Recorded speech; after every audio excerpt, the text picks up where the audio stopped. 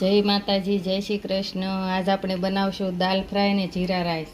તો એક મુઠ્ઠી ચણાની દાળ, એક મુઠ્ઠી તુવેર દાળ,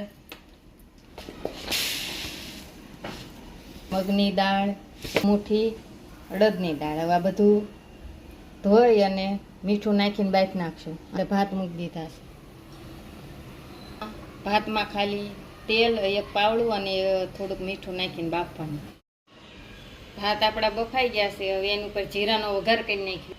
આ બાજુ દાળ વઘારી નાખવી। એના માટે જો એક નાનો કાંદો, એક ટમેટું, આ દાળ આપણી બફાઈ ગઈ છે, મીઠું, આ રેગ્યુલર મસાલા, આ દાળ આપણી બફાઈ ગઈ છે, વઘારી નાખવી આપણે। એક નાનો કાંદો છે ને 4-5 કળી લસણની છે।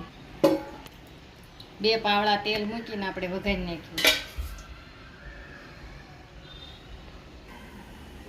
1 ચમચી જીરું,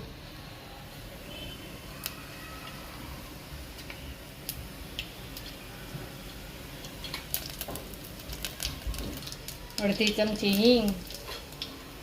હવે આ વઘાર છે ને આપણે થોડુંક વઘારેલું જીરું છે ને આપણે થોડુંક ભાતમાં નાખી દઈએ એવી રીતે।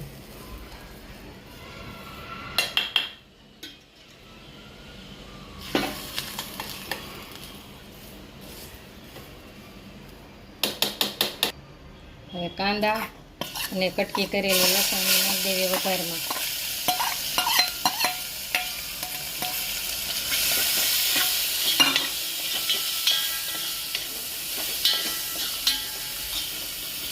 હવે એમાં થોડુંક અડધી ચમચી મીઠું સ્વાદ પ્રમાણે।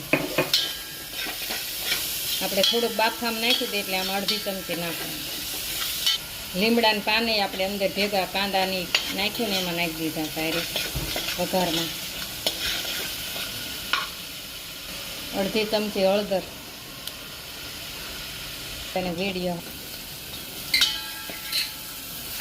કાંદા સતળાઈ જાય પછી એમાં નાખી દેવી ટમેટા।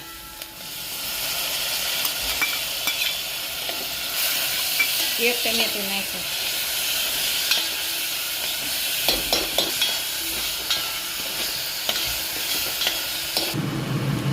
અડધી ચમચી થોડો ઓછો એટલો ગરમ મસાલો।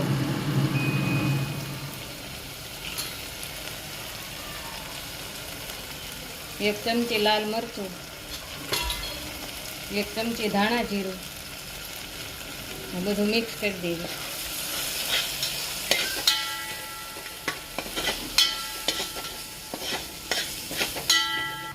ભાતમાં આપણે કોથમીર નાખી દેવી ઉપરથી।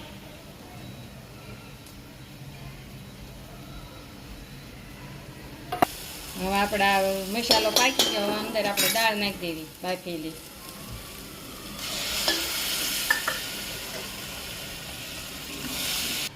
એક ચમચી વાટેલા મરચાં,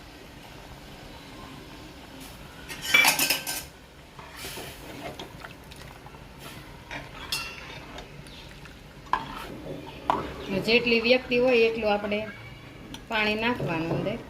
હવે અમે 4-5 વ્યક્તિ માટે બનાવ્યું છે, 4 થી 5 વ્યક્તિ।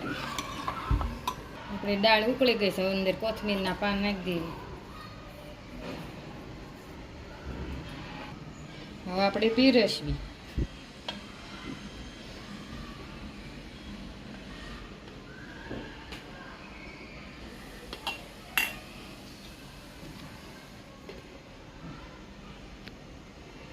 નાખવું હોય તો ઉપરથી લીંબુ નાખવું હોય નાખીને ખવાય। અંદર તો ગળપણ ખટાશ કાંઈ ન હોય। હવે લાઈક કરો, શેર કરો, સબસ્ક્રાઈબ કરો।